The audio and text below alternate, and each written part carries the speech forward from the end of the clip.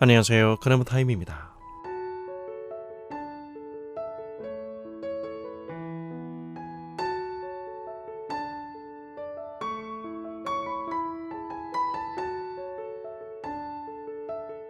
하나님 앞에 폼깨나 잡는 사람들이 늘 입에 달고 다니는 거창한 종교적인 말 대신 예수님은 무리들에게 좀 더 쉬운 예를 들어 말씀하시기를 좋아하셨습니다. 극적인 요소 없이도 평범함이 가지는 일상의 고귀함 속에서 하나님 나라를 그려내시는 것이 비유의 특징입니다. 예수님께서는 안식일 회당에서 18년 동안이나 악한 영에 매여 고통당하던 여인을 자유케 하십니다. 그리고 주님께서는 하나님 나라에 대한 기본적인 비유 둘로 그 나라의 특징을 설명하시는데 앞의 스토리와 같이 하나님 나라라는 똑같은 주제에 초점이 맞춰져 있기 때문입니다. 유대인들은 거대한 하나님의 나라가 한순간에 갑자기 위풍당당하게 임할 것을 기대했습니다. 하지만 하나님 나라는 사람들이 일반적으로 기대하는 것과는 달리 놀라운 형태로 다가옴을 예수님은 말씀하십니다. 하나님 나라는 세상적인 장소와 제도와 권력이 아니기 때문입니다. 아주 작은 겨자씨와 소량의 누룩으로 설명되는 하나님 나라의 특징은 은닉성, 감추어져 있다는 것이죠. 또한 점진성, 시간이 갈수록 확장되어 간다는 것이고요. 그리고 필연성, 그 속에 생명이 있기 때문에 필연적으로 자란다는 것입니다. 아주 작은 하나의 겨자씨가 커다란 나무로 자라서 그 나무에 깃들인 많은 새들에게 그늘과 안식처를 제공해 준다는 것입니다. 보통 여기서 새들은 열방들을 말하는 랍비들의 수거이기도 합니다. 그럼 누룩은 어떤가요?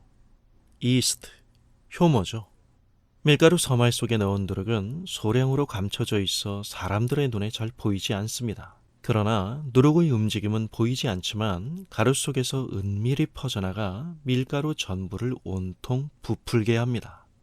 우리는 이 비유에서 이야기의 시작과 결말이 두드러지게 대조되는 것을 알 수 있습니다.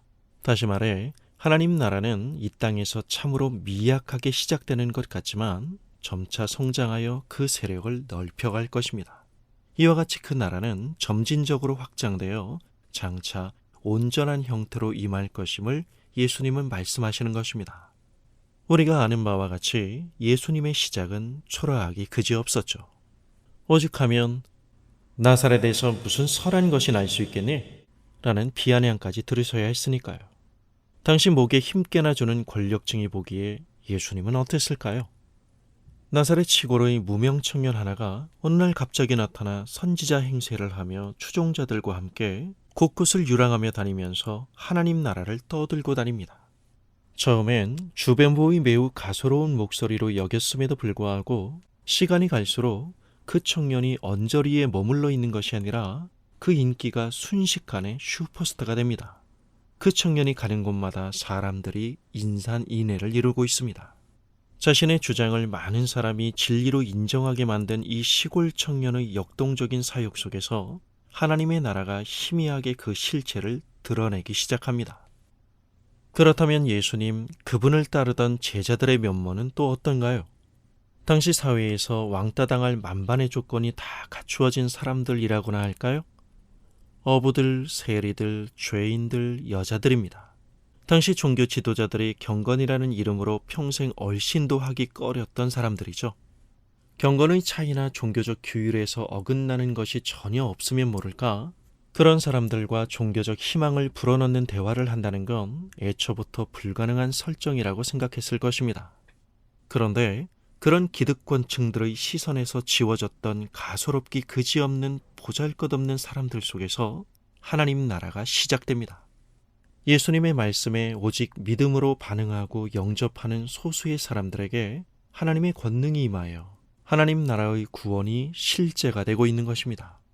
죄인이라는 딱지로 자신의 존재를 일거에 다 부정당해버린 사람들과 기꺼이 눈을 맞추시며 세심한 손길로 그들을 만져주신 예수님 안에서 사람들이 경건의 모양으로 경계를 그었던 모순이 자연스럽게 융화되어 전체를 하나님 나라로 아우르는 풍경에 사람들은 놀라움을 금치 못합니다.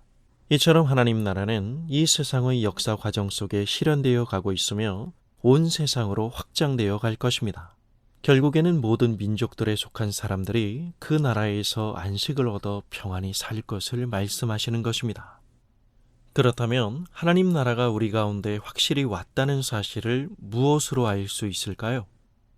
되돌아보면 겉으로 보기에는 교회당과 교인 수가 수적으로 급성장한 것 같지만 이러한 현상을 하나님 나라의 확장이라고 생각하기엔 좀 억지인 것 같습니다. 우리가 물어야 할 질문은 이리저리 얽히고 설킨 교회당 속의 인간관계가 정말 하나님 나라의 한 형제로 부름받은 공동체 의식으로 승화되어 주님의 가슴으로 세상을 품고 있는가입니다.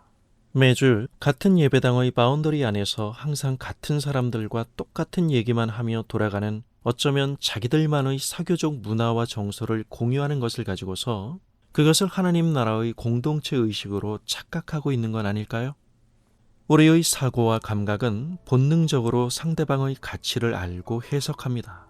인간의 외면적이고 물리적인 표면적 가치가 교회 안에서조차도 힘으로 인식되는 세상 속에선 여전히 인격으로 반영되는 하나님 나라는 작고 보잘것없는 것처럼 보일 수 있습니다.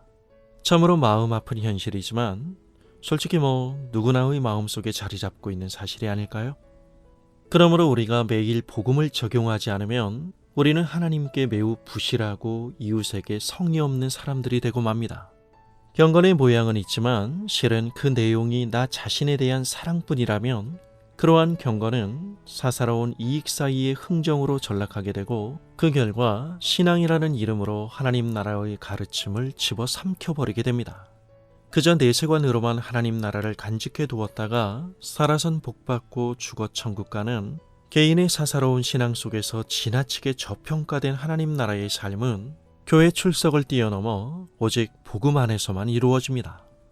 사회 종교적으로 이미 규정한 모든 것을 벗어던지고 모든 사람이 한 형제가 되어 하나님 나라의 한 테이블에 앉을 수 있을 때까지 예수님처럼 하나님 나라의 철학이 지금 여기서의 우리의 관계를 움직이는 동인이 되어야 합니다. 감사합니다.